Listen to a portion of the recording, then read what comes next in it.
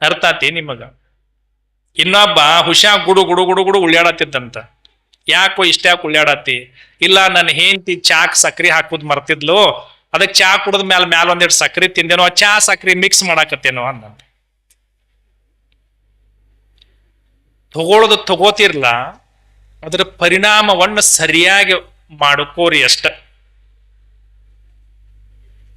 ಮಡಿವಾಳಪ್ಪ ರಾಜಗುರು ಆಗಬೇಕು, ದೇಸಾಯಿ ದೇಶಗತಿಗೆ ಕಿತ್ತೂರು ಸಂಸ್ಥಾನಕ್ಕೆ ರಾಜ ಆಗ್ಬೇಕು. ಇವ್ರು ಅವಂಗ ಏನ್ ಅಂತಿದ್ರ ಅಂದ್ರೆ ಅಪ್ಯ ಅಪ್ಯ ಅಂತಿದ್ರು. ಅಪ್ಪ ಸಾಹೇಬ್ ಅಂತರ್ಕೆಲ್ರಿ ಇವರು. ಗುರುಗಳು ಅಂದ ಕೂಡಲೇ ಸ್ವಲ್ಪ ಸಲಿಗಿಲೆ ಕರಿತಿದ್ರು, ಅವನ್ನ ತಲೆಯಾಗ ಹುಳ ಹಾಕಾಕತ್ರು. ಈ ಮಠಕ್ಕಾಗೋ ಗುರು ನಿನಗ ರಾಜಾನ ಅನ್ನೋದಿಲ್ಲ. ಬಹಳಷ್ಟು ಮಂದಿಗೆ ಈಗ ಏನಾಗ್ಬಿಟ್ಟೈತೆ ಅಂದ್ರ, ಈ ಭೂಮಿ ಮ್ಯಾಲ ಗುರುವಿನಕ್ಕಿಂತ ದೊಡ್ಡ ಸ್ಥಾನ ಯಾವುದೂ ಇಲ್ಲ. ಮೊದಲನೇದ್ ನೀವು ತಿಳ್ಕೊರಿ. ಈ ಭೂಮಿ ಮ್ಯಾಲ ಅಳತಿ ಮಾಡಲಾರ್ದಷ್ಟು ಉದ್ದ ಯಾವ್ದೈತೆ ಅಂದ್ರೆ ಗುರು, ತೂಕ ಮಾಡಲಾರ್ದಷ್ಟು ವಜ್ಜೆ ಯಾವ್ದೈತೆ ಅಂದ್ರೆ ಗುರು, ಸಂಖ್ಯೆ ಒಳಗ ಬರಿಲಾರ್ದಂತ ಶಬ್ದಗಳು ಯಾವುವು ಅಂತಂದ್ರೆ ಗುರು. ಗುರು ನ ಗುರುರಧಿಕಂ. ಅದಕ್ಕೆ ಅರ್ಥ ಏನ? ಭೂಮಿಯ ಮ್ಯಾಲ ಗುರುವಿನಕ್ಕಿಂತ ದೊಡ್ಡದು ಮತ್ತೊಂದು ಯಾವುದೂ ಇಲ್ಲ. ಆದ್ರೆ ಇವತ್ತು ಗುರುಗಳ ಪರಿಸ್ಥಿತಿ ಏನಾಗೈತಿ? ದಿನ ನೋಡ್ತಿರಿಲ್ಲೋ ಟಿವ್ಯಾಗ. ಯಾರು ಹೆಚ್ಚು ಖರೆ ಮಾತಾಡ್ತಾರೋ ಅವ್ರ ಮಗ್ಲಾ ಮುರಿಯಾಕ ಒಂದು ವ್ಯವಸ್ಥೆ ಮಾಡಿರ್ತಾರ. ಯಾರು ಸಮಾಜಕ್ಕಾಗಿ ಹೋರಾಟ ಮಾಡ್ತಾರೋ ಅವ್ರನ್ನ ಹಾಳು ಮಾಡೋ ಪ್ರಯತ್ನ ಮಾಡ್ತಾರ. ತಮ್ಮ ಸ್ವಾರ್ಥಕ್ಕಾಗಿ ಗುರುವಿನ ಜೀವನ ಎತ್ತಬೇಕತ್ತ ಮಾಡಿ ಹೋಗಿರ್ತಾರ. ಒಬ್ಬ ಗುರುಗಳದ ಟಿವಿಯಾಗ ಬರಾಕ್ ಚಲೋ ಆಕತಿ, ತಿಂಗಳ ಗಂಟ್ಲೆ ಅವ್ರದ್ದು ಕೋರ್ಟ್ ಒಳಗ್ ನಾಳೆ ಅವ್ರ ಗುರುಗಳು ಚಲೋ ಅಂತ ಹೇಳೋ ಮಟನೂ ಅವ್ರದ್ದು ಕೆಟ್ಟದ್ದು ಸುದ್ದಿ ತೋರಿಸ್ತಾರ. ತೋರಿಸೆ ಕೋರ್ಟ್ ಇಂದ ಆರ್ಡರ್ ಆಗ್ತೈತಿ, ಗುರುಗಳದ್ದು ಏನೋ ತಪ್ಪಿಲ್ಲ ಅಂತ. ಅದನ್ನ ತೆಳಗ್ ಹೆಡ್ಲೈನ್ಯಾಗ ತೋರಿಸ್ತಾರ ಅಕ್ಷರದಾಗ. ಅವಾಗ 10 ಮಂದಿ ಕೂಡಿ ಕುಂತು ಚರ್ಚಾ ಮಾಡೋದಿಲ್ಲ ಅವ್ರು. ಒಬ್ಬ ವ್ಯಕ್ತಿ ಮಾನವನ್ನ, ಮರ್ಯಾದೆಯನ್ನ, ಗೌರವವನ್ನ ಹೊಲಸು ನಿಮ್ಮ ಬಾಯಿ ಚಟಕ್ಕ ಮಾತಾಡಿ ಕಳೆದು ಬಿಡ್ತೀರಿ. ಏನ್ ಮಾಡ್ತೀರಿ? ಮಾತಾಡೆ ಕಳೆದು ಬಿಡ್ತೀರಿ. ಒಬ್ಬರ ಬಗ್ಗೆ ನಮಗೆ ಏನೂ ಗೊತ್ತಿಲ್ಲ ಅಂದ್ರೆ ಏನೂ ಮಾತಾಡಬಾರದು. ಮತ್ತೊಬ್ಬರ ಬಗ್ಗೆ ನಮಗೆ ಎಲ್ಲಾ ಗೊತ್ತೈತಂದ್ರೂ ಏನೂ ಮಾತಾಡಬಾರದು. ಯಾರು ನಿಜವಾದ ಮನುಷ್ಯತ್ವ ಮತ್ತು ದೊಡ್ಡ ಮನುಷ್ಯ ಈ ಭೂಮಿ ಮೇಲೆ ಅಂದ್ರ, ಯಾರು ದೊಡ್ಡವ ಅಂತಂದ್ರ ಮತ್ತೊಬ್ಬರ ಬಗ್ಗೆ ಮಾತಾಡುವಷ್ಟು ವಿಷಯ ಅವನ ಕಡೆ ಇದ್ರೂ ಮೌನವಾಗಿ ಇರ್ತಾನ, ಅವ ಈ ಭೂಮಿ ಮೇಲೆ ಬಹಳ ದೊಡ್ಡ ಮನುಷ್ಯ. ಖಾನ್ದಾನಿ ಮನುಷ್ಯ ಅಂತಾರ, ಗೊತ್ತೈತಿ? ಇನ್ನೊಬ್ಬರ ಗೌರವ ಹಾಳ ಆಗ್ಲಾರ್ದಂಗ ಮಾತಾಡ್ತಾನ, ಅವ ದೊಡ್ಡ ಮನುಷ್ಯ. ತಿಳಿತು? ಅದಕ್ಕಾಗಿ ಮಾತುಗಳು ಸ್ವಲ್ಪ ಮಾತಾಡುವಾಗ ವಿಚಾರ ಮಾಡಿ ಮಾತಾಡಬೇಕು. ಈ ಬಾಯಿಯಿಂದ ಬಹಳ ದೊಡ್ಡ ಕರ್ಮ ಹತ್ತಂತ ನಾ ಮೊನ್ನೆ ಹೇಳೇನಿ ನೀವು. ಒಂದು ಊರಾಗ ಒಬ್ರು ವಯಸ್ಸಾದ ಗುರುಗಳಿದ್ರು. ಪ್ರತಿ ದಿವಸ ಊರಾಗ ಭಿಕ್ಷಕ್ ಹೋಗ್ತಿದ್ರು. ಭಿಕ್ಷಕ್ ಹೋಗಿ ಯಾರ ಏನಾರ ಅಷ್ಟು ಕೊಟ್ಟಿದ್ದನ್ನ ತಗೊಂಡು ಬಂದು ತಮ್ಮ ಜೀವನ ನಡೆಸ್ತಿದ್ರು. ಆ ಗುರುಗಳಿಗೆ ಒಂದು 100 ಜನ ಶಿಷ್ಯರಿದ್ರು. ಆದ್ರೆ ಅವ್ರೊಂದು ಏನು ಪದ್ಧತಿ ಮಾಡಿಬಿಟ್ಟಿದ್ರು ಅಂತಂದ್ರ, ಈಗ ನೀವು ಮನಿಗಳಿಗೆ ಗುರುಗಳನ್ನ ಕರೆಯೋ ಪದ್ಧತಿ ಐತಿ ಇಲ್ಲ? ಪಾದ ಪೂಜಾಕದು ಕರೆದಿರ್ತೀರಿ. ಬಂದ 6 ದಿವಸ ಆತ್, ನನ್ನೇನು ಯಾರು ಕರೆದೇ ಇಲ್ಲ. ಎಲ್ಲಿ ಕರೆದ್ರಿ ಅಪ್ಪ? ಸ್ಟೇಜ್ ಇಳ್ದಾರ ಗಾಡ್ಯಾಗ ಹತ್ತಿರಿ. ಈ ಗುರುವನ್ನ ಮನೆಗೆ ಕರೆಯುವಂತದ್ದು ಒಂದು ಪದ್ಧತಿ ಇರ್ತೈತಿ. ಗುರುಗಳನ್ನ ಮನೆಗೆ ಕರೆಯೋದು, ಪಾದ ಪೂಜಾ ಮಾಡೋದು, ಹಣ್ಣು ಕೊಡೋದು, ಬಟ್ಟಿ ಕೊಡೋದು, ದಕ್ಷಿಣ ಕೊಡೋದು, ಪ್ರಸಾದ ಮಾಡಿಸೋದು, ಗುರುಗಳ ಮನೆಯಾಗ ಲಿಂಗ ಪೂಜೆಯನ್ನ ಇಟ್ಕೊಳ್ಳೋದು ಸಂಸ್ಕಾರ. ಇದು ಮೊದಲಿನಿಂದನೂ ನಡ್ಕೋಂತ ಬಂದೈತಿ. ಬಹಳಷ್ಟು ಮಂದಿ ಸದ್ಭಕ್ತರು ತಮ್ಮ ಗುರುಗಳಿಗೆ ನಡ್ಕೋತಾರ. ಹಂಗ ಆ ಗುರುಗಳನ್ನ ಬಹಳಷ್ಟು ಜನ ಶ್ರೀಮಂತ ಭಕ್ತರು ತಮ್ಮ ಮನೆಗೆ ಕರಿತಿದ್ರು. ಯಾರು ತಮ್ಮ ಮನೆಗೆ ಅವ್ರನ್ನ ಕರೀತಾರೋ, ಗುರುಗಳು ಅವ್ರ ಮನೆಗೆ ಹೋಗ್ಬೇಕಾದ್ರೆ 100 ಮಂದಿನ ಹಿಂಬಾಲಿ ಕರ್ಕೊಂಡು ಹೋಗಿದ್ರು. ಗುರುಗಳಿಗೆ ಏನು ಪ್ರಸಾದ ಮಾಡಿಸ್ತೀರಿ ಅದನ್ನಷ್ಟು ಶಿಷ್ಯರಿಗೆ ಮಾಡಿಸ್ಬೇಕು. ನಿಮಗ ಗುರುಗಳನ್ನ ಮನೆಗೆ ಕರೆಯೋ ಸಂಸ್ಕಾರ ಇಲ್ಲ ಅಂತಂದ್ರ ಏನಾಗ್ತೈತಿ ಗೊತ್ತೇನ? 2 ಹೆಣ್ಮಕ್ಳು ಕೂಡಿದ್ರು. ಇಬ್ರು ಹೆಣ್ಮಕ್ಳು ಕೂಡಿದ ಮೇಲೆ ಅವ್ರು ಸುಮ್ ಕುಂಡಿರ್ತಾರೇನ? ಇಬ್ರು ಹೆಣ್ಮಕ್ಳು ಕೂಡ ಸುಮ್ಮ ಕುಂತಿದ್ರಂತ, ಯಾರೋ ಹೇಳಾಕತ್ತಂತ, ಇಡೀ ಮಂದಿ ಎಲ್ಲ ನಗಾಕತ್ರಂತ. ಅದು ಜೋಕ್ ಅನ್ಕೊಂಡ್ಬಿಟ್ಟಾರ ಅವರು. ಯಾಕಂದ್ರೆ ಇಬ್ರು ಹೆಣ್ಮಕ್ಳು ಕೂಡಿದ ಮೇಲೆ ಅವ್ರು ಸುಮ್ ಕುಂಡ್ರಾಕ ಇತಿಹಾಸದಾಗೂ ಇಲ್ಲ, ಈಗೂ ಇಲ್ಲ, ಮುಂದೂ ಬರುದಿಲ್ಲ. ಅವ್ರು ಕೂಡುದ ಮಾತಾಡಕ ಇಬ್ರು ಹೆಣ್ಮಕ್ಳು ಕೂಡಿ ಮಾತಾಡ್ಕೋ ಅಂತ ಕುಂತಿದ್ರಂತ. ಯವ್ವ, ಇವತ್ತ ನಮ್ಮ ಮನೆಗೆ ಸ್ವಾಮಿಗಳು ಬಂದಿದ್ರು. ಹೌದೇ, ನಮ್ಮ ಮನೆಗೂ ಬಂದಿದ್ರಂತ ಈಕೆ ಅಂದ್ಲ. ನಮ್ಮ ಮನೆಗೆ ಬಂದಿದ್ರಿ ಅವ್ವ ಸ್ವಾಮಿಗಳು, ನಾವು ಅವರಿಗೆ ಪ್ರಸಾದ ನೀಡಿದೀವಿ. ಏನಾರ ಅವರಿಗೆ ಊಟ ಕಡಿಮೆ ಆಗಿತ್ತಂದ್ರ ಇನ್ನಷ್ಟು ನೀಡಂತ ಕೇಳ್ಬೇಕಿಲ್ಲೋ? ಹೊಳ್ಳ ಮಳ್ಳ ತಾಟ ತೊಳೆಯೋದು, ನೀರು ಕುಡಿಯೋದು, ತಾಟ ತೊಳೆಯೋದು, ನೀರು ಕುಡಿಯೋದು ಮಾಡಿ ನಮ್ಮ ಹೊಟ್ಟೆ ಎಲ್ಲ ಮರಗಾತಿತ್ತು ಅಂತ ಆಕೆ ಅಂದ್ಲಂತ. ಗುರುಗೋಳು ಪ್ರಸಾದ ಮಾಡಿದ ಮ್ಯಾಲ ಒಂದ ಅನ್ನದ ಅಗಳು ಸರಿದಕ್ಕೆ ಬೀಳಲಾರ್ದಂಗ ಆ ಅನ್ನವನ್ನ ಪ್ರಸಾದ ಅಂತ ತಿಳ್ಕೊಂಡು ಊಟ ಮಾಡಿ ತಾಟ ಸ್ವಚ್ಛಗೆ ತೊಳೆದ ನೀರು ಕುಡಿತಾರೆ. ಇದು ಸಂಸ್ಕಾರ, ಇದು ಗುರುವಿನ ಸಂಸ್ಕಾರ. ಯಾರಿಗೆ ಗುರುವನ್ನ ಮನೆಗೆ ಕರೆಸಿ ಊಟ ಮಾಡಿಸೋ ರೂಢಿ ಇರ್ತೈತಿ ಅವ್ರಿಗಿದು ಗೊತ್ತಿರ್ತತಿ. ಗೊತ್ತಿಲ್ಲದ್ದು ಎಂದರ ಒಂದ್ ದಿವ್ಸ ಮನಿಗೆ ಕರೆದು ಅಂದ್ರ ಅವೇನ್ ಮಾತಾಡ್ತಾವು? ಊಟ ಕಡಿಮೆ ಆಗಿತ್ತು ಅನ್ನೋದಕ್ಕೆ ತಾಟ ತೊಳೆಯೋದು, ನೀರು ಕುಡಿಯೋದು, ತಾಟ ತೊಳೆಯೋದು, ನೀರು ಕುಡಿಯೋದು ಮಾಡತ್ತೀರ ಅಂತ ಆಯ್ಕ. ಇನ್ನೀಗ ಬಾಜುಕ್ನಾಗ ಸುಮ್ ಇರ್ಬೇಕಲ್ಲ. ಈಕೆ ಅಂದಂತ, ಯವ್ವ ನಿಮ್ ಮನಿಗ್ ಬಂದ್ ಸ್ವಾಮಿಗಳ ಕತಿ ಚಲೋ, ನಮ್ ಮನಿಗ್ ಬಂದವ್ರದ್ ಕೇಳ್ಬೇಕ್ ನೀ ಅಂತ ಈಕೆ ಅಂದಂತ. ನಿಂದೇನಾತ್ ಯವ್ವ ಅಂತ ಆಯ್ಕೆ. ಅವರು ಟ್ಯೂನಿಂಗ, ಅವ್ರ ಭಾಷಾ, ಅವ್ರ ಸೊಂಡಿ, ಮೂಗ, ಮುರದಾಟ ಏನ್ ಅವ್ರು ನೋಡ್ಬೇಕ ಆನಂದ. ನಮ್ಮ ಮನೆಗೆ ಒಬ್ಬರು ಬಂದಾರ ಸ್ವಾಮಿಗಳು, ನಮ್ಮನ್ನು ತುಡುಗರಂತ ತಿಳ್ಕೊಂಡಾರನೋ ಅಂತ ಹಾಕಿ. ಏನಾತಿ? ಏನಿಲ್ಲವ ಒಂದ್ ರುದ್ರಾಕ್ಷಿ ಮಾಲಿ ತಂದಾರೋ, ಹೊಳ್ಳ ಮಳ್ಳ ಅವನು ಏನು ಸುದ ಏನು ಸುದ ಏನು ಸುದ ಏನು ಸುದ ಏನು ಸುದ ಏನು ಸುದ, ನಾವೇನ್ ತುಡುಗು ಮಾಡ್ತೇವೋ ಅಂತ ಆಯ್ಕೆ ಅಂದ್ಲಂತ. ಪಾಪ ಅವ್ರು ಜಪ ಮಾಡ್ಕೊಂತ ಕುಂತಾರ. ಈಗೇನ್ ತಿಳ್ಕೊಂಡಾಳು? ರುದ್ರಾಕ್ಷಿ ಕಳದತ್ತಂತ ಎನಸಾಕತ್ತಾರಂತ ಈಗ ತಿಳ್ಕೊಂಡ್ ಕುಂತ. ಅಂದ್ರೆ ನಿಮ್ಮ ಸಂಪರ್ಕಗಳು ಯಾರ ಜೋಡಿ ಇರಬೇಕು, ಅವ್ರ ಜೋಡಿ ಇರ್ಲಿಲ್ಲ ಅಂತಂದ್ರ ಎಂದೋ ಒಂದು ದಿವಸ ಅವ್ರು ನಿಮ್ಮ ಜೀವನದಾಗ ಬಂದ ಕೂಡಲೇ ಹಿಂಗ ವ್ಯತ್ಯಾಸಗಳಾಗ್ತವೆ. ಇಬ್ಬರು ಗೆಳತ್ಯಾರಿದ್ರು, ವಯಸ್ಸಿಗೆ ಬರೋ ಮಟ್ಟ ಇಬ್ರು ಕೂಡಿ ಒಂದ ಊರಾಗ ಬೆಳೆದ ಸಾಲಿ ಕಲ್ತಿದ್ರು. ಒಬ್ಬಾಕಿನ ಎರಗಟ್ಟಿಗೆ ಕೊಟ್ರು, ಒಬ್ಬಾಕಿನ ಮುನವಳ್ಳಿಗೆ ಕೊಟ್ರು. ನಡಕ್ ಬೆನಕಟ್ಟಿ, ಎಡಕ್ಕೆ ಎರಗಟ್ಟಿ, ಬಲಕ್ಕ ಮುನವಳ್ಳಿ. ಬಾಳ ದಿವಸ ಆದಿಂದ ಇಬ್ರು ಒಂದ್ ಕಡೆ ಕೂಡಿರು. ಸಂಜೆ ಆಗಿತ್ತು. ಒಬ್ಬಾಕಿನ ಹೂಗಾರ ಮನಿಗ್ ಕೊಟ್ಟಿದ್ರು, ಹೂ ವ್ಯಾಪಾರ ಮಾಡ್ತಿದ್ದಕ್ಕಿ ಗಂಡ. ಇನ್ನೊಬ್ಬಾಕಿನ ಉಪ್ಪಾರ ಮನಿಗ್ ಕೊಟ್ಟಿದ್ರು, ಮೀನದ ವ್ಯಾಪಾರ ಮಾಡ್ತಿದ್ದಕ್ಕಿ ಗಂಡ. ಇಬ್ರು ಗೆಳತ್ಯಾರು ಬಾಳ ದಿವಸ ಆದಿಂದ ಕೂಡಿರು. ಈ ಹೂವಿನ ವ್ಯಾಪಾರ ಮಾಡೋ ಹೆಣ್ಮಗಳು ಗೆಳತಿಗೆ ಹೇಳ್ತಾಳೆ, ಬಾಳ ದಿವಸ ಆದಿಂದ ನಾನು ನೀನು ಕೂಡ್ಯವ, ಗೆಳತ್ಯಾರ ಕೂಡೆ ಸೌದತ್ತಿ ಸಂತಿಗೆ ಹೋಗಿ ಕಡ್ಲಿ ಬೆಲ್ಲ ತಗೊಂಡ ತಿಂದ ಮಾತಾಡೆ ಇನ್ನೇನು ಊರಿಗೆ ಹೊಕ್ಕಿ ಇವತ್ತೊಂದು ದಿವಸ ನನ್ನ ಜೊತೆ ನಮ್ಮ ಮನೆಯಾಗ ಇರೋ, ನಾಳೆ ಎದ್ದು ಹೋಗುಂತ್ಯ ಆತಂತ ಹೇಳಿ ಇಬ್ರು ಗೆಳತ್ಯಾರ ಕೂಡೆ ಸೌದತ್ತಿ ಮನೆಯಾಗ ಉಳಿಯಾಕ ತಯಾರಾದ್ರು. ಈ ಮೀನಾ ಮಾರೋ ಹೆಣ್ಮಗಳಿಗೆ ರಾತ್ರಿ 1 ಗಂಟೆ ಆದ್ರೂ ನಿದ್ದೆ ಬರ್ವಾತ. ಎಳ್ಳುದು, ಹೋಗುದು, ಕುಂಡ್ರುದು, ಎಬ್ಸೋದು, ಬರೋದು, ಏಕ ಚಡಾಪಡೆ ಅಡ್ಯಾಡಕತ್ತಿ ಮನ್ಯಾಗ. ಈಕಿ ಎದ್ದು ಕೇಳಿದ್ಲು, ಯಾಕ ತಂಗಿ ನಿನಗೆ ನಿದ್ದೆ ಬರ್ವಾತೇನ? ಇಲ್ಲವಾ ನನಗೆ ನಿದ್ದೆ ಬರ್ವಾಲ್ತು. ಯಾಕ? ಆ ಕ್ವಾನ್ಯಾಗ ನನ್ನ ಮಲಗಿಸಿದಿ, ಆ ಕ್ವಾನ್ಯಾಗ ಹೂವಿಟ್ಟಿ, ಆ ವಾಸನಿಗೆ ನನಗ ತ್ರಾಸ ಆಗತ್ತತಿ ಅಂದ್ಲಕ್ಕಿ. ಯಾವ ವಾಸನಿಗೆ? ಈಕೆ ಅಂದ್ಲು, ಅಲ್ರಿ ಎಲ್ಲಾರು ಹೂವಿನ ವಾಸನೆ ತಗೊಳಾಕ ಬಡ್ಕೋತಾರು, ಈಕಿ ಹೂವಿನ ವಾಸನೆಗೆ ತ್ರಾಸ ಆಗತ್ತನ್ನ ತಳಲ್ಲ, ಮತ್ತೆ ಈಕಿನ ಹೆಂಗ ಮಲಗಿಸೋದು? ಈಕಿನ ಜೋಗಳ ಹಾಡಿ ತಟ್ಟುನೇನ ಅಂತ ಕೇಳು. ಆಕಿ ಗಂಡ ಶಾನ್ಯ ಇದ್ದ. ಅವಂದ, ಆಕಿ ಏನ್ ಕೆಲಸ ಮಾಡ್ತಾಳು? ಮೀನಾ ಮಾರ್ತಾಳೆ ಎರಗಟ್ಟಿ ಪೇಟ್ಯಾಗ. ಆಕಿನ ಹೆಂಗ್ ಕರ್ಕೊಂಡು ಬಂದಿ? ಬರುವಾಗ ಆಕಿನ ನಾನು ಹಿಂಬಾಲಿ ಕರ್ಕೊಂಡು ಬಸ್ನ್ಯಾಗ ಬಂದೇನು? ಹಂಗ ಬಂದಾಳೋ ಏನಾರ ತಂದಾಳೋ? ಇಲ್ಲ ಆಕಿ ಮೀನಾ ಮಾರೋ ಬುಟ್ಟಿ ತಂದಾಳೋ? ಹಾ, ಒಂದ್ ಕೆಲಸ ಮಾಡು, ಆ ಬುಟ್ಟಿಯಾಗಿನ ಅರಿವಿ ತಗೊಂಡು ಬರೋಗು ಅಂದವ. ತರಿಸಿದ. ಈಕೆ ಮಕ್ಕಳು ಹಾಸಿಗೆ ತೆಲಿಗುಂಬಂತಕ್ ಅದನ್ನ ಇಟ್ಟು ಬಿಟ್ರು. ಜೋರ್ ನಿದ್ದೆ ಹತ್ತಕಿಗೆ ಆರಾಮ್ ಮಕ್ಕೊಂಡು ಬೆಳಗ್ಗೆ ಎದ್ಲು. ಅರ್ಥ ಆತಿ ನಿಮಗ? ಇಂಥ ಜಲ್ದಿ ಅರ್ಥಕ್ಕ ಅಂದ್ರ ಅದು ಒಳ್ಳೇದ್ದೋ ಕೆಟ್ಟದ್ದೋ ಯಾವುದರ ರೂಢಿ ನಮಗ್ ಬಿದ್ದಿರ್ತೈತಿ ಅದಿದ್ರ ನಮಗ ಸಮಾಧಾನ. ಅದಿಲ್ಲ ಅಂದ್ರೆ ಏನಾಕತಿ? ಜೀವ ಚಡಪಡ್ಸಾಕ್ ಚಾಲೋ ಮಾಡ್ತೈತಿ.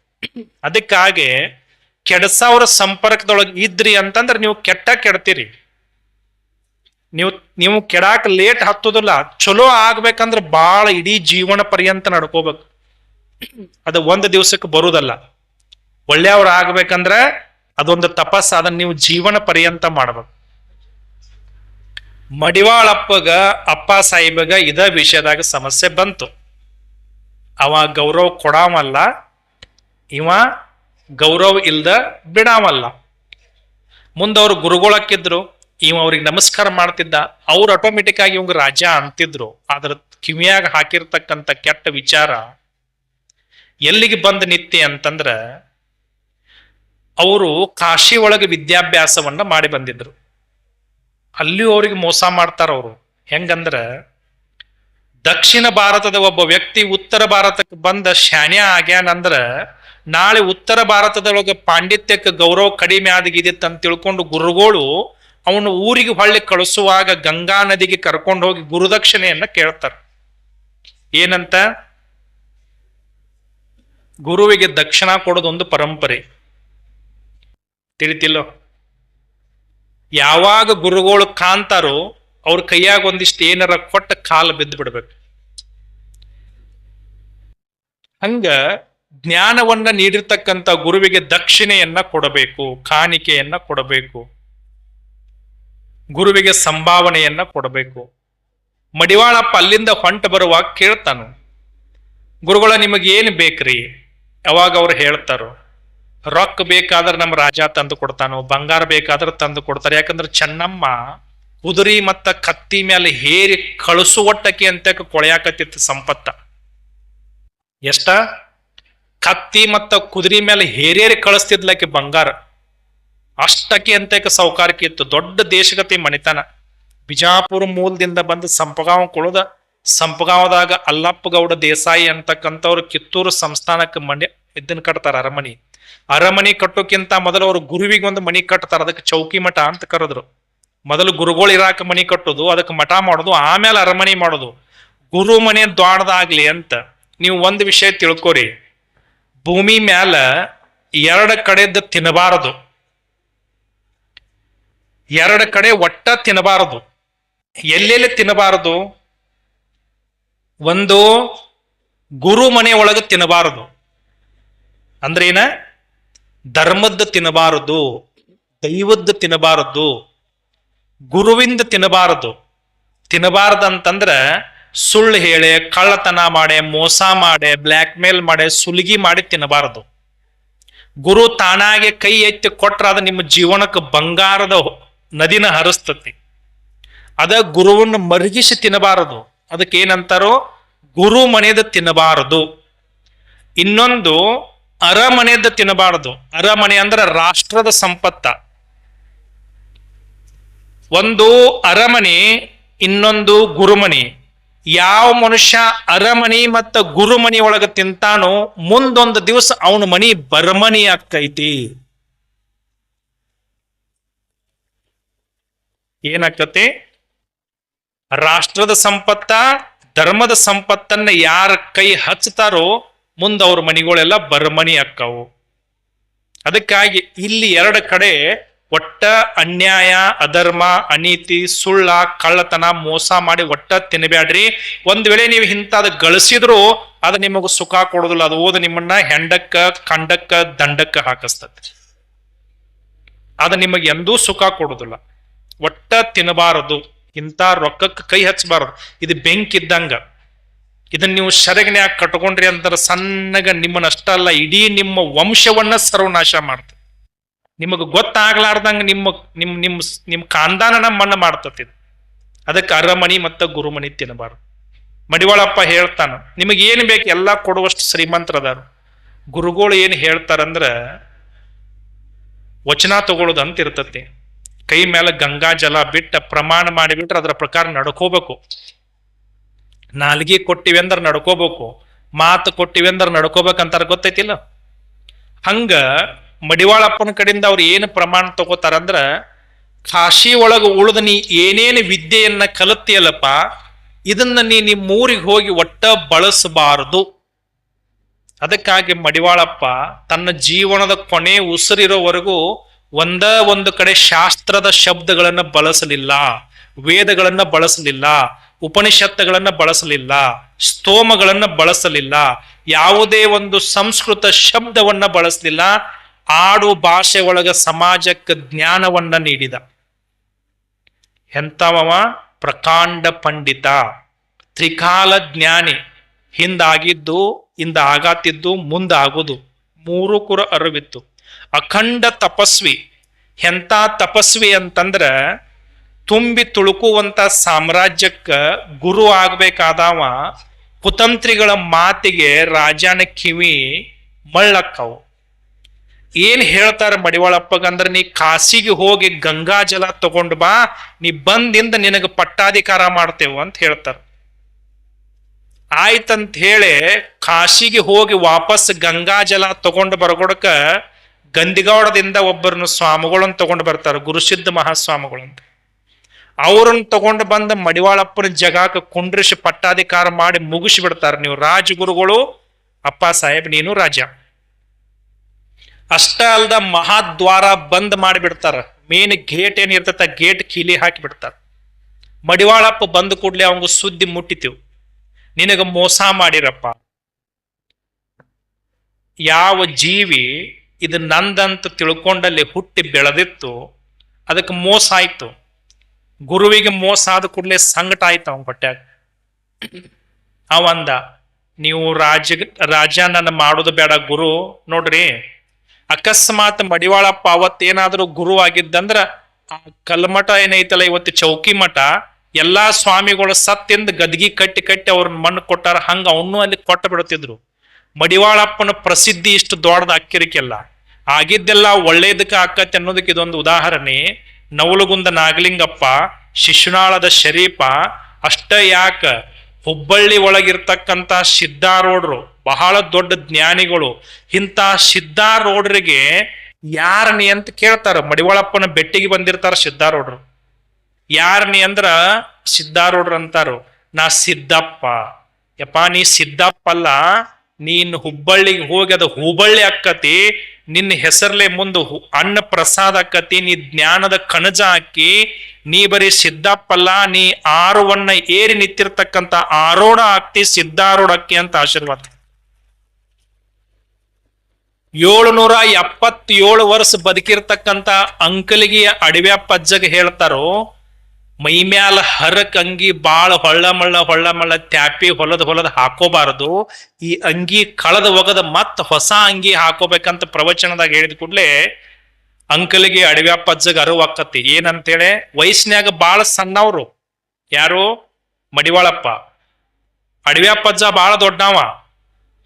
ಇವ್ರ ಮಾತು ತಿಳ್ಕೊಂಡ್ರು, ಈ ದೇಹ ಅನ್ನೋ ಅಂಗಿ ಇನ್ನು ಎಷ್ಟು ವರ್ಷ ಹಾಕೋಬೇಕಪ್ಪ ಸಾಕಿಂದಂತೇಳಿ ಅವನ ಮಾತಿನ ಉಪದೇಶದ ಪ್ರಭಾವದಿಂದ ಅವರು ತಮ್ಮ ಪ್ರಾಣವನ್ನ ಲಿಂಗೈಕ್ಯರಾಗ್ತಾರೆ, ಜೀವಂತ ಸಮಾಧಿ ಒಳಗೆ ಹೋಗ್ತಾರೆ. ಯಾರು? ಅಂಕಲಿಗೆ ಅಡವ್ಯಪ್ಪಜ್ಜ. ಇಂಥ ಬಹಳ ಶಾನ್ಯ ಮಡಿವಾಳಪ್ಪ. ಅವ್ರು ಹೇಳ್ತಾರ, ನನಗೆ ನಿಮ್ಮ ಗುರು ಪೀಠ ಬೇಡ, ಏನೂ ಬೇಡ, ಯಾವುದೂ ಬೇಡ, ಎಲ್ಲ ಇಟ್ಕೋರಿ.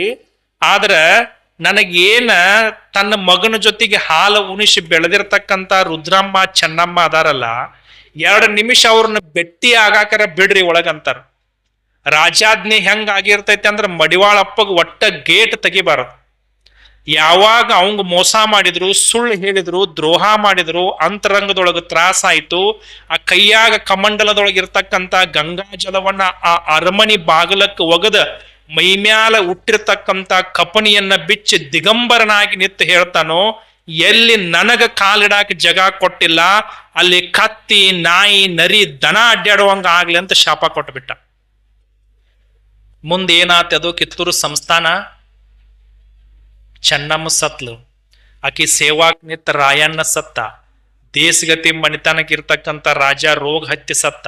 ಮುಂದೆ ವಂಶಕ್ಕೆ ಯಾರು ಉಳಿಲಾರ್ದಂಗ ಆಗೋದ್ರು. ಯಾವುದರಿಂದ? ಒಬ್ಬ ಗುರುವಿನ ಶಾಪದಿಂದ. ಅದಕ್ಕಾಗಿ ಗುರುವಿಗೆ ಬಹಳ ದೊಡ್ಡ ಶಕ್ತಿ ಇರ್ತತಿ. ಆ ಗುರುವನ್ನ ನಾವು ಎಷ್ಟರ ಮಟ್ಟಿಗೆ ಸರಿಯಾಗಿ ಉಪಯೋಗ ಮಾಡ್ಕೋಬೇಕು ಅಂತಂದ್ರ ಅವ್ರು ಹೇಳೋ ಪ್ರತಿಯೊಂದ ಮಾತನ್ನ ಅವರು ನಮಗೆ ಕಲಿಸಿಕೊಟ್ಟಿರ್ತಕ್ಕಂಥ ಮಾರ್ಗವನ್ನ, ಅವರು ಕೊಟ್ಟಿರ್ತಕ್ಕಂಥ ಮಂತ್ರವನ್ನ, ಅವರು ನೀಡಿರ್ತಕ್ಕಂಥ ದೀಕ್ಷೆಯನ್ನ ಇಲ್ಲೇ ನೆತ್ತಿ ಪಳ್ಳಿರ್ತೈತಿ. ಗೊತ್ತತೇನ್ ನಿಮಗ? ಸಣ್ಣ ಮಕ್ಕಳಿದ್ದಾಗ ಏನಂತಿರ್ತೀರಿ? ನೆತ್ತಿಗೆ ಎಣ್ಣಿ ಹಾಕ್ರಿ ಅಂದ್ರೆ ನಿಮಗೂ ಗೊತ್ತೈತಲ್ಲ, ಇಲ್ಲಿ ನೆತ್ತಿ ಬಾಗ್ಲ ತಕ್ಕೊಂಡು ಕುಂತೈತೆ ಅಂತೇಳಿ. ಅದಕ್ಕೆ ಬ್ರಹ್ಮರಂಧ್ರ ಅಂತ ಕರೀತಾರ. ಏನಂತ ಕರೀತಾರೋ? ರಂಧ್ರ ಅಂದ್ರ ಏನ? ಹೋಲ್. ಹೌದು. ಯಾವುದ್ರದ್ದು ಮಾರ್ಗ ಐತಲ್ಲೇ? ಬ್ರಹ್ಮ. ಬ್ರಹ್ಮ ಅಂದ್ರೆ ಏನು? ಜ್ಞಾನ. ಹೌದು. ಜ್ಞಾನಕ್ಕೆ ಮಾರ್ಗ ಐತೆ ಅಲ್ಲಿ. ಅದಕ್ಕಾಗಿ ಗುರು ದೀಕ್ಷಾ ಕೊಡುವಂತ ಸಮಯದೊಳಗಡೆ ತನ್ನ ಕೈಯನ್ನ ಅಲ್ಲಿ ಇಡುತ್ತಾನ ನೆತ್ತಿ ಮೇಲೆ. ಗುರುವಿನ ಕೈ, ಅದಕ್ಕೆ ಹಸ್ತ ಮತ್ತು ಮಸ್ತಕದ ಸಂಯೋಗ ಅಂತ ಕರೀತಾರ. ಹಸ್ತ ಅಂದ್ರ ಕೈ, ಮಸ್ತಕ ಅಂದ್ರ ತಲಿ. ಆ ಹಸ್ತ ಮತ್ತ ಮಸ್ತಕವನ್ನ ಕೂಡಿಸಿ ನಿಮ್ಮ ಕಿವಿ ಒಳಗ ಗುರು ಮಂತ್ರವನ್ನ ಉಪದೇಶ ಮಾಡ್ತಾರೆ. ಯಾವಾಗ ನಿಮಗ ಮಂತ್ರದ ಉಪದೇಶ ಆಕ್ಕೈತಿ, ಅವಾಗಿ ದೇಹದೊಳಗಿರ್ತಕ್ಕಂಥ ಎಲ್ಲ ಕರ್ಮಗಳ ಕಳಿತಾವು, ಪಾಪಗಳ ಕಳಿತೈತಿ, ಎಲ್ಲ ಷಡ್ವರ್ಣಗಳು ನಿರ್ನಾಮ ಆಗ್ತಾವು. ಅವತ್ತಿಂದ ನಿಮ್ಮ ಜೀವನ ಹೊಸ ರೂಪಕ್ಕೆ ಬರ್ತೈತಿ. ಇದು ಮಾಂಸ ಪಿಂಡ ಹೋಗಿ ಮಂತ್ರ ಪಿಂಡ ಆಗ್ತೈತಿ. ಯಾವಾಗ? ಗುರುವಿನಿಂದ ಉಪದೇಶವನ್ನ ತಗೊಂಡಾಗ. ಇದು ಈ ಧರ್ಮದ ಮೂಲ ಸಿದ್ಧಾಂತ. ಗುರು, ಲಿಂಗ, ಜಂಗಮ, ಪಾದೋದಕ, ಪ್ರಸಾದ, ವಿಭೂತಿ, ರುದ್ರಾಕ್ಷಿ, ಮಂತ್ರ. ಇವೆಲ್ಲವನ್ನ ನೀವು ಸ್ವೀಕಾರ ಮಾಡ್ಬೇಕು. ಅವಾಗ ನಿಮ್ಮ ಬದುಕ ಚಂದ ಆಗ್ತೈತಿ. ಹಿಂಗ ಅಲ್ಲಮ್ಮ ಪ್ರಭುದೇವರು ಸಂಚಾರ ಮಾಡ್ಕೊಂತ ಹೋಗುವಾಗ ಆ ಸಮಾಧಿ ಒಳಗಡೆ ಕಾಲ್ ಸಿಕ್ಕೋತತಿ. ಆ ಸಮಾಧಿಯನ್ನ ತಗದಿಂದ ಅವ್ರು ಏನ್ ನೋಡ್ತಾರಂದ್ರ, ಇಡೀ ಒಂದು ಎಲುವಿನ ಹಂದ್ರ. ಈ ನಿಮ್ಮ ದೇಹ ಏನೈತಿದು? ಮಾಂಸ, ಮ್ಯಾಲ್ ಚರ್ಮದ ಹೊದಿಕೆ ಐತಿ. ಐತಿಲ್ಲೋ? ಅಕ್ಕ ಮಹಾದೇವಿ ಅದನ್ನ ಹೇಳ್ತಾಳು. ಏನಂತ? ಎಲುವಿನ ತಡಿಕೆ, ಚರ್ಮದ ಹೊದಿಕೆ, ಮೂತ್ರದ ಕುಡಿಕೆ. ಏನೈತಪ್ಪ ಇದು? ಎಲುವಿನ ಹಂದ್ರ, ಮಾಂಸದ ಖಂಡಗಳು, ಚರ್ಮದ ಹೊದಿಕೆ. ಈ ದೇಹ ತಗೊಂಡು ಏನ್ ಮಾಡೋದೈತಿ? ಈ ಕಾಯ ಚನ್ನ ಮಲ್ಲಿಕಾರ್ಜುನ ದೇವನಿಗೆ ಅರ್ಪಿತವಾದ ಬಳಿಕ ಈ ದೇಹ ನಾ ಭಗವಂತಗ ಅರ್ಪಿಸಿಬಿಟ್ಟೆನು. ಇನ್ನಿದನ್ನ ನಾಯಿ ತಿಂದ್ರೇನ, ನರಿ ತಿಂದ್ರೇನ, ಬೆಂಕ್ಯಾಗ ಹಾಕಿ ಸುಟ್ರೇನ, ನೀರಾಗ ತೇಲಿ ಬಿಟ್ರೇನ ಅಂತ ದೇಹದ ಮ್ಯಾಲ ವ್ಯಾಮೋಹವನ್ನ ಕಳ್ಕೊಂಡ್ ಬಿಡ್ತವೆ. ಹಂಗ ಗುರು ಬಹಳಷ್ಟು ಜನರು ಜೀವಂತ ಸಮಾಧಿಯನ್ನ ತಗೋತಾರ. ಈ ಗರಗದ ಮಡಿವಾಳಪ್ಪನವರು ಏನ್ ಮಾಡ್ತಾರ ಅಂತಂದ್ರ, 100 ವಯಸ್ಸು ಆದ ಕೂಡ್ಲೆ ತಮ್ಮ ಶಿಷ್ಯಾಗ ಕರೆಸ್ತಾರ.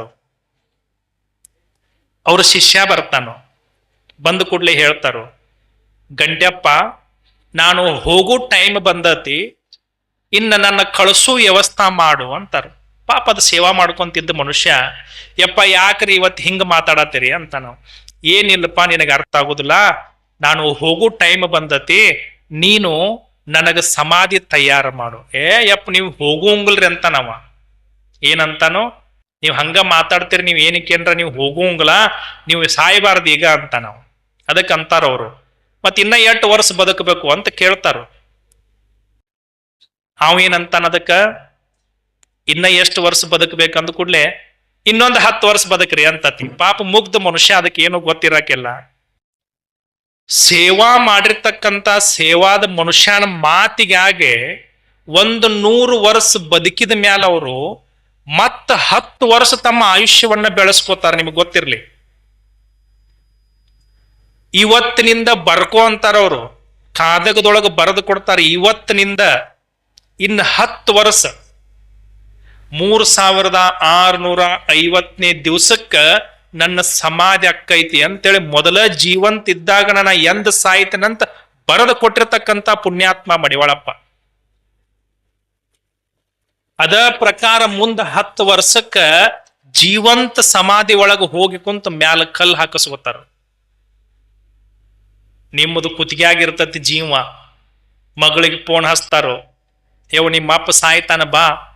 ಆಕೆ ಮನಿ ಕೀಲಿ ಹಾಕಿ ಕುರುಪಿ ಹಾಕಿ ಊರಾಗ 10 ಮಂದಿ ಹೆಣ್ಮಕ್ಳನ್ನ ತಗೊಂಡ್ ಒಂದು ಟಮ್ನ್ಯಾಗ ತುಂಬಿಕೊಂಡು ಓಡಿ ಬರ್ತಾಳ. ಇಲ್ಲಿ ಹಲಿಗೆ ಬಡಿತಿರ್ತಾರ.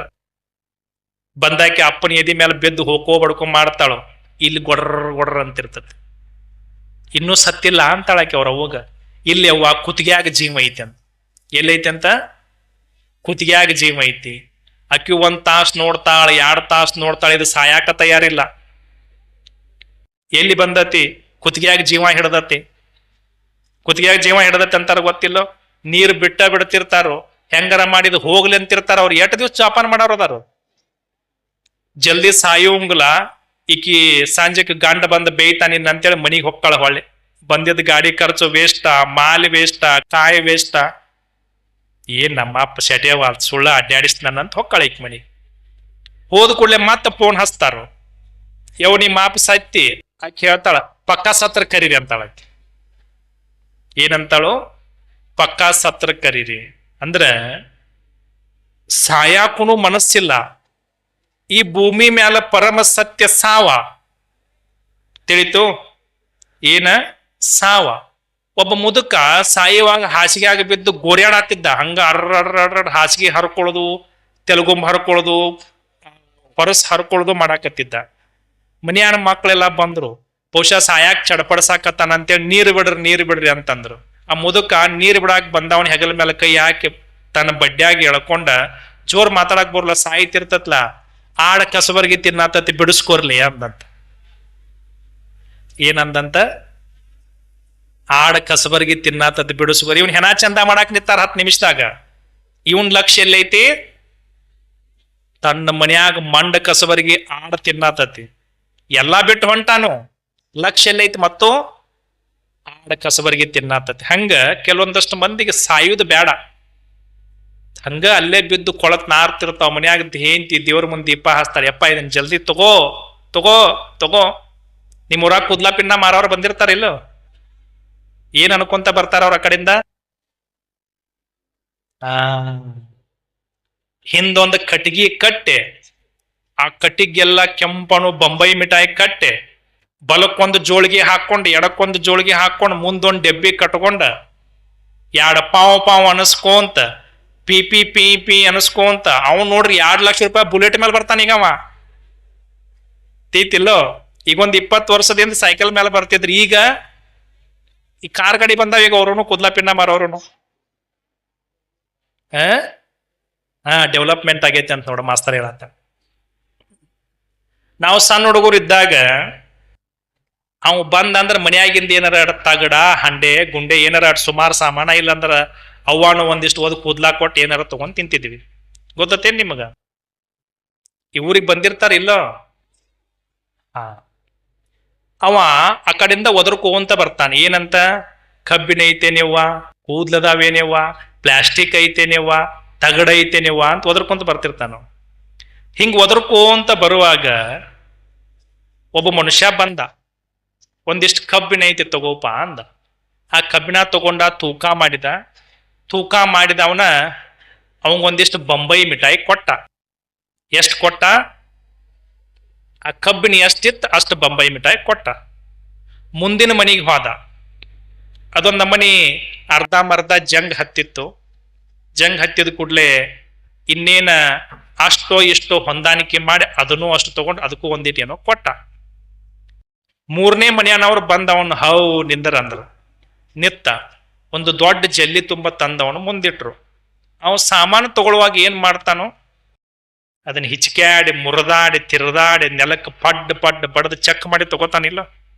ಆ ಕಬ್ಬಣ ಅವ ಮನುಷ್ಯಾಡಿದ ಎಲ್ಲ ಜಂಗ್ ಹತ್ತಿ ಪುಡಿ ಆಗಿತ್ತು. ಆ ಮನಿ ಹೆಣ್ಮಗಳು ಮತ್ತ ಆ ಮನ್ಯಾನವ್ರು ಅಂದ್ರು, ಯಪ್ಪ ಇದನ್ನ ಒಯ್ಯ. ಅವಂದ, ಯವ್ವ ನನಗೆ ಬೇಡ. ಯಪ್ಪ ನೀ ಏನು ಕೊಡಬೇಡ, ಬೊಂಬೈ ಮಿಠಾಯಿ ಬೇಡ, ಹಂಗ ಒಯ್ಯಿ. ಯವ್ವ ನೀ ಹಂಗ ಕೊಟ್ರು ನಾ ಒಯ್ಯುದಿಲ್ಲ.